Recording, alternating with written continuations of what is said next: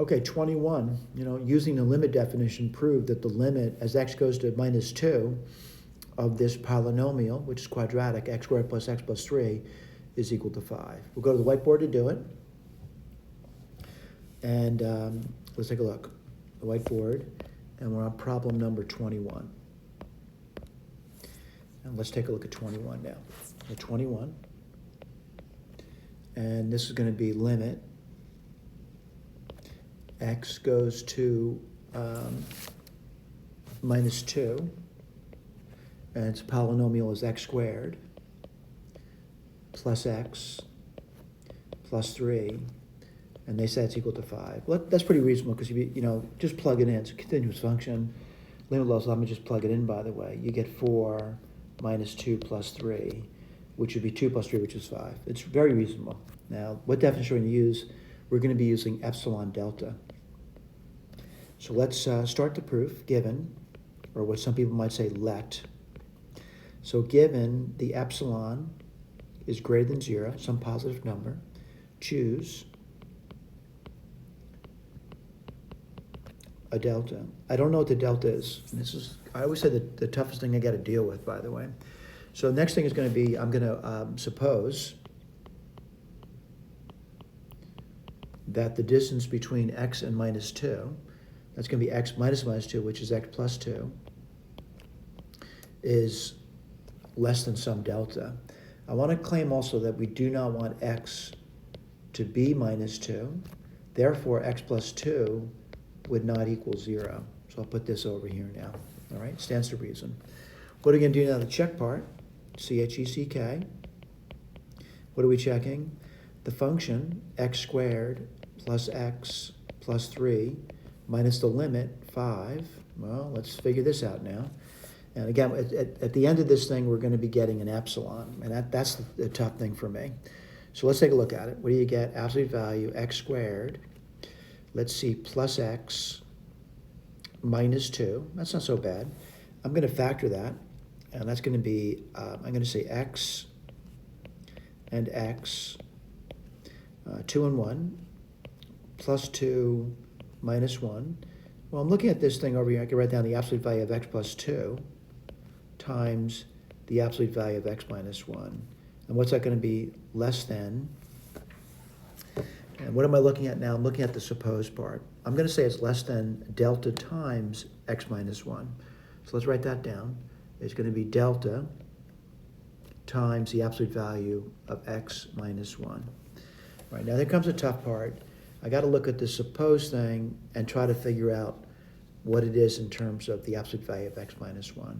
So what I got to do is I could take a minimum and arbitrarily pick some number to start with. And I'm going to pick the number 1. And again, black pen, red pen really recommends it almost 100% of the time, except in those conditions where it really doesn't work out nicely. Now, if this doesn't work out, we'll choose a different number. But anyway, let's take a look. And what are we going to write down? We're going to write down 0, the absolute value of x plus 2, less than, and again, I'm taking the minimum at this point. I'm going to think one thing there, it's 1. What do? Remove the absolute value symbol, and that means x plus 2 is between 1 and minus 1. All right, that's pretty reasonable. Again, what are you trying to do? You're trying to get the x minus 1. So what do you got to do over here?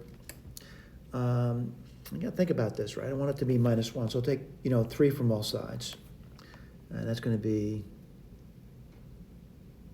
Let me put that. Is that? Let me see. X minus 1. Yeah, I guess you could take 3, right? Well, kind of complicated, doesn't it? So what do you get over here? X minus 1 is between minus 2 and minus 4. All right, now what? I'm looking at that over there and thinking what to say about that. So,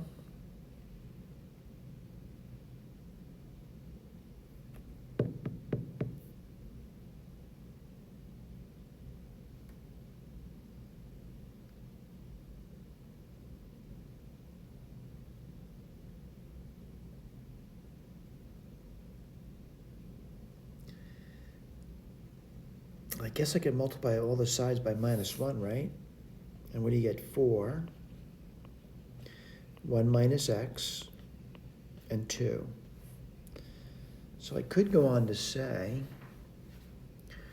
that the absolute value of 1 minus x is going to be less than 4 now. I could say that, all right? Let me think about that, because I still don't have what I want. I want that absolute value of x minus 1. So I'm going to factor out a minus 1 now. And what do you get over there? X minus 1 less than 4. Pretty reasonable. What do you do? Absolute value of minus 1 is 1. So I get the absolute value of x minus 1 is less than 4. A little tricky, wasn't it? So I know this over here now is the absolute value of x minus 1 is actually less than 4. And let's write this down now. And I'll put this over here, and that's going to be 4 delta now. And by the way, I do want this to be equal to the epsilon, all right? But again, since I have this minimum thing, I got to wonder about it. So I'm going to say less than or equal to epsilon, all right? So now the question is, what's the delta going to be? Well, looking at it, I'm going to say, it could be 1. I got that up there, by the way. But now I'm going to make it equal to the epsilon. And what would that be? That would be, that delta would be epsilon over 4. Let's write that down now. Comma, epsilon over 4. All right? So did we complete our proof? We did. I'm going to put QED down. And just a reminder, these problems are from Black Pen, Red Pen's YouTube series. And I'm just redoing the problems for my students, by the way, or anyone else who wants to watch them too. It's really important to know that you start looking at a variety of people doing things, not only your own teachers, but other teachers. And YouTube's a great place to go to see options, how other people are doing things.